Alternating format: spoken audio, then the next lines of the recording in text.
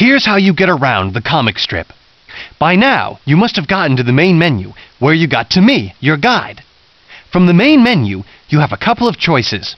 Choose Intro to get a message from Stan Lee. Press Start Comic Book to start reading from the beginning. If you press Go to Page, you'll be able to type in a page number and go right to that page. If you press Trivia, you can play the trivia game.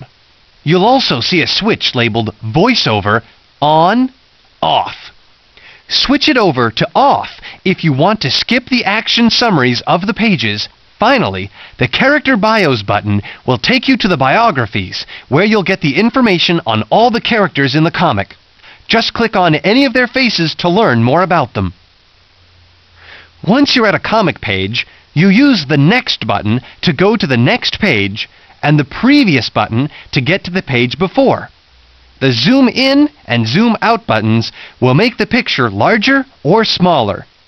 There are 3 sizes to check out. The small size is good for seeing the whole page at a time. The big size is a good size for reading, and the huge size is for great eye-popping detail. The Bios button on the control strip will take you to the character information pages. When you get to the character you want, and you decide to go back, you press Done, and you'll get to the main menu of characters. Then press Done again, and you'll get back to the comic page you are on. There's also a Help button on the control strip. Press this to get a summary showing you what buttons do what, in case you forget. Finally, you have your Menu button to get you back to the first main menu screen. You'll see the cursor turn into a hand when you roll the mouse over the comic page in the big-sized page and the huge-sized page. This means you can drag the page around the screen. To drag it, click the mouse somewhere on the page, and with the mouse button down, move the mouse in the direction you want to go. If you move the mouse all the way to the top or bottom of the page and hold it down, the page will scroll automatically.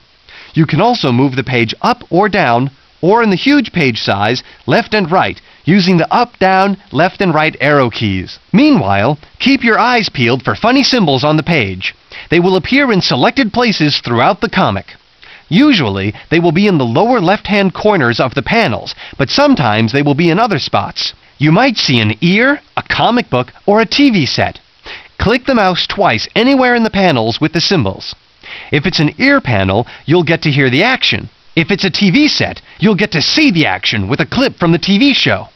If it's a comic book, it'll take you back through time to another issue of the comic to give you background about the story you're reading. Then you can read the flashback issue just like the main comic, only when you're done, click back and get back to the page you were on before. Of course, when you're done with the comic, you just go back to the main menu and press Quit. Nuff said.